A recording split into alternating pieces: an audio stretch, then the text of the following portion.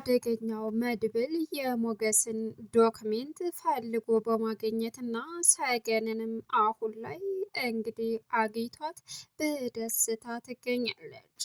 ሰገን ያልጠበቀችውና ያላሰበችው አስደንጋጩ ነገር ነበር። ሰገን እንግዲህ እዛ ቤት ውስጥ አክሊሉ ሲጫወትባት በመኖሩ አሁን ላይ ግን መድብልን የድሮ ፍቅረኛዋ ገለን አሳስረነዋል፣ ታስሮ ነበር፣ አሁን ግን ሞቷል እያለ ሲያስፈራራት ነበር። አሁን ላይ ሰገን የመድብል ፍቅረኛም ሆና ተገኘች። ሉላ የሰገንን ሁኔታና እንግዲህ መድብል ፍቅረኛዋ እንደነበረ ስትረዳም ሰገንን እቅፍ አድርጋ ይዛ እኔም እንዳንቺ በጨካኝ በዝና ስሰቃይ ኖሬያለሁ፣ የደረሰብሽ ነገር ቀላል አይደለም በማለትም እንግዲህ ሉላ እያጽናናቻት ትገኛለች። መድብል ያልጠበቀውና ያላሰበውን ነገር ነው ያገኘው። እንግዲህ መድብል አሁን ላይ ለሞገስ ቀኝ እጁ ሆኖ የደረሰለትም ሞገስ ብቻውን ለማውጣት ሰገንንም ሆነ ዶክሜንቱንም በፍጹም አልቻለም ነበር።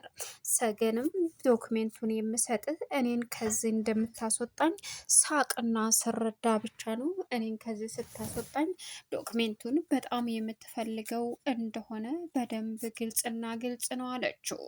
እሱም እባክሽ ቢላትም እኔን ከዚህ ቤት ካላስወጣህ በፍጹም አንተን አታገኘውም በማለትም እቅጩን ነገረችው።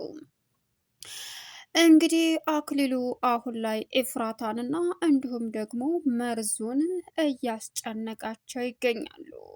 መድብል የመጨረሻ አሁን ላይ በጀግንነት የሞገስንን ዶክሜንትም እንዲሁም ደግሞ ሰገንን ከቤት አስወጥቶ ማድረግ ያለበትን ነገር በሙሉ እያደረገ ይገኛል። የመድብል ጀግንነት ይፋ በመሆኑ እንግዲህ ሉላ ፎቶውን ስታሳየው የአክሊሉን የመጨረሻ ደንግጦ ነበር። ሰላም ውድና የተከበራችሁ የዙዙነት ሚዲያ ቤተሰቦች እንደናችሁልኝ ሰላማችሁ ይብዛልኝ። ለዚህ ቻናል አዲስ የሆናችሁ ሰብስክራይብ እያደረጋችሁ ቪዲዮውን እስከ መጨረሻው ተከታተሉ። በጉጉት ስንጠብቀው የነበረው ሰገን ቀጣይ ፓርቲ ይዘን መጥተናል። እንግዲህ እጅግ በጣም በሚገርምና በሚደነቅ ሁኔታ መድብል ጀግናው ከሰገን ጋር ከመገናኘቱም ባሻገር አሁን ላይ የሞገስን ስንት መከራ ያየበትን ዶክሜንቱን አውጥቶ በእጁ አስገብቶታል። መድብል የመጨረሻ ደስተኛ ሆኖ አሁን ላይ በጀግንነቱና የሚወዳትን የምትወደውን ሰገንን ከዚህ በፊት በነዝናና በካሊብ ሙሲሳ እንዲሁም ደግሞ ከዚህ ከጭራቅ አክሊሉ ከሚባለው ጋር ብዙ መከራና ስቃይ በእስር ቤት ሞተ ሄደ እያሉ ሲያሰቃዩት ኑረው ከሁለታቸውን የምትወደውን ፍቅረኛዋን መድብልን ሰገንን እንደለያዩትና አሁን ላይ አክሊሉ ለራሱ አድርጎ እያሰቃያት መሆኑን ሲያቅና ሲረዳ የመጨረሻ መድብል እየየ ብሎ እንግዲህ ሰገንን አሁን በሚገርም ሁኔታ በደስታ አቅፏት ይገኛል። ሌላኛው ሞገስም መድብልን ማንጣት የፈለገው እንግዲህ እስካሁን ድረስ አክሊሉን በምንም ሁኔታ በምንም ሊጋፈጠው ስላልቻለ ሌሊትም ቢሄድ ሌሊት አይተኛም፣ ቀንም ቢሆን ቀንም አይተኛም። ብቻ ሴቶችን ግረፉኝ እያለ ሲያሰቃይ በተለይ ሰገንን መከራዋን ሲያሳያት እናም ፍቅረኛሽ ሞቷል እያለም እያስፈራራ ከዛ ከቤት እንዳትወጣም የሳይኮሎጂ ወይም ደግሞ የአእምሮ ችግር እንድደርስባትና አንቺ ሞተሻል እያለም አንቺ ብቻ ነሽ የቀረሽው እያለ ያሰቃያን ነበር። አሁን ላይ መድብልን በካፌ ካገኘው በኋላም ሁሉንም ነገር ካስረዳውና እንግዲህ ቤቴ ይሄ ነው ብሎም ሲያሳየው ይገርማል በማለትም ማታ ወቅት በአጥር ላይ ዘለው ሲገቡ እንግዲህ አሁን በፍጹም አክሊሉ አልነቃም ነበር እና ኤፍራታ ጋር ሄዶ በእርግጥ ኤፍራታና አክሊሉ መርዙ እየተጨቃጨቁ ይገኛሉ። ምክንያቱም መርዙ አሁን ላይ እፍራታ ነፍሰ ጡር ናት ብሎ ራሱን አሳምኗል። እፍራታ ደግሞ ነፍሰ ጡር ነኝ ብላ እሷም ነገር ግን ወይ ሆዷ አይገፋ ወይ ሌላ ምልክት አታይ የእርግዝና ነገሮችን የምታይም ሆነ የምታረጋግጥበት ነገር አላገኘችም።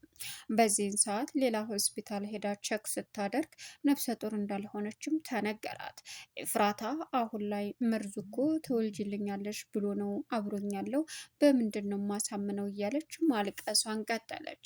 በዚህን ሰዓት ሉላ ይሄ እኮ ሁላችንም ላይ የሚያጋጥም ነገር ነው፣ ስለዚህ ልትረጋጊ ግድ ይልሻልና እዋክሽን ስትላትም እንዴት ነው የምረጋጋው ሉላዬ? በጣም ከባድ ነው። መርዙና እኔ በምንስ ነው የምንተማመነውና ወደፊት የምንቀጥለው አለቻት። ምንም ይሁን ምንም መርዙ የዋህ ነው ይረዳሻል ስትላትም ያታለልኩት ነው የሚመስለው በፍጹም አይረዳኝም እያለች መጨነቋን ጀመረች። ሉላ እኔም ጋር ያለ ነገር እኮ ነው፣ ይህ የፔሬድ መዛባት ነው፣ እባክሽን ተረጋጊ፣ እንዴት እስከ ዛሬ ይሄን አታውቂም እያለችም አሁን ላይ አጽናንታት ወደ ቤቷ ሄደች። መርዙ ማታ መጥቶ ሁሉንም እውነታ እንግዲህ ስትነግረው በፍጹም ሊያምናትና ሊረዳት አልቻለም። ያታለልሽ የነበረ እንዳገባሽ ፈልገሽ ነው ነፍሰ ጡር ነኝ ያልሽው እያለ መጨቃጨቁን ቀጠለ። በዚህን ሰዓት የተናደደው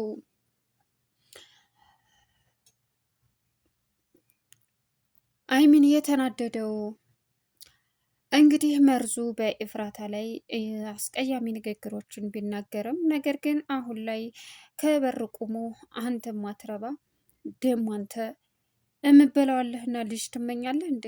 ለምን አልወለድሽልኝም? እያለ ይጨቃጨቃል እንዴ እያለ እንግዲህ ቀወጠው።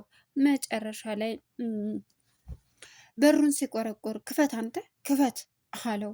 ከዛም ደንግጦ ድፍት ብሎ ተኛ። ሌላው እንግዲህ አሁን ላይ ጠዋት ሁላቸውንም ሰብስቦ አክሊሉ እዚህ ቤት ከመጣችሁ ጀምሮ ቤቴ እየተፈተሸና ቤቴ ትልቅ ችግር እየመጣ ነው። የኔም ቤት ማንም ሰው አይቶትም አውቆትም አያውቅም። ስለዚህ ትልቅ ችግር ይዛችሁ መታችኋል፣ እኔ ነግሬያለሁ ሲልም መርዙ እንውጣ ከዚህ ቤት ልንወጣ ቤት አግኝተናል ሲልም ዝም በል አንተ ክፍታፍ፣ ተነጋግረን ጨርሰናል። ሚስትህን አቅፌ ሳላድር በፍጹም ከዚህ ቤት አትወጡም አለው። በዚህን ሰዓት እኔ እሱን እንኳ አልስማማበትም ሲልም ወደ ነው ሽጣሃታል እኮ እያለ እንግዲህ አሁን ላይ አክሊሉ መቀወጡን ጀመረ።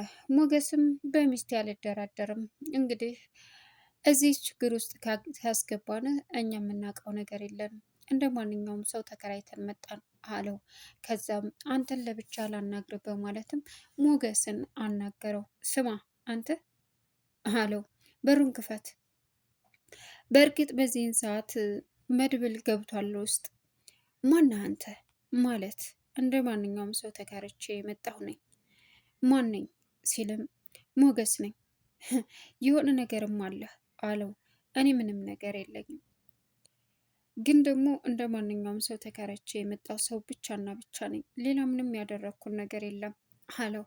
አይ አይመስለኝም፣ አንተማ የሆነ ነገር አለ። በዛ ላይ ተግባባን፣ ሚስትህን ሰተኝ ታድራለህ። ከዛ በኋላ ምን ትወጣለህ?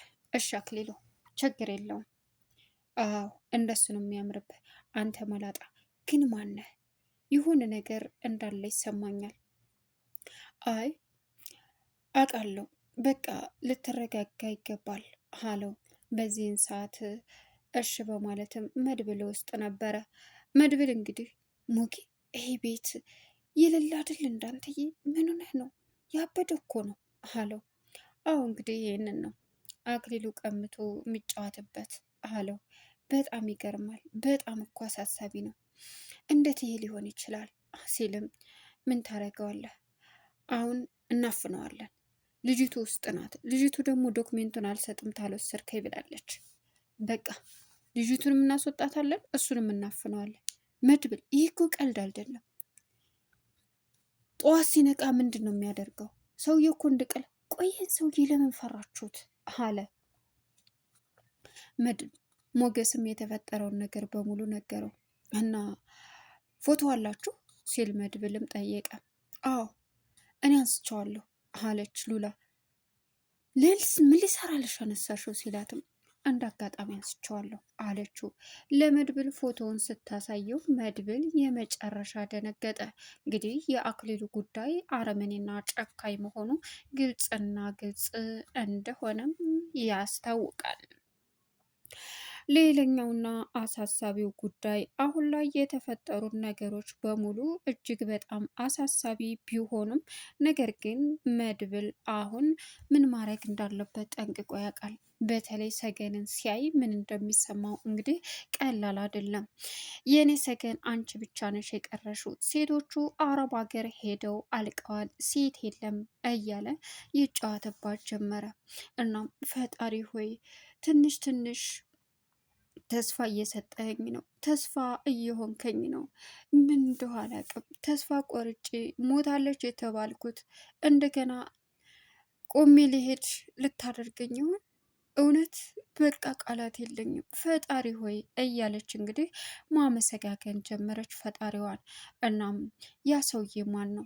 ለምንስ ሊረዳኝ ፈለገ? ለምንስ እዚህ መጣ? ዶክሜንቱንስ በዚህ ልክ ለምን ፈለገው?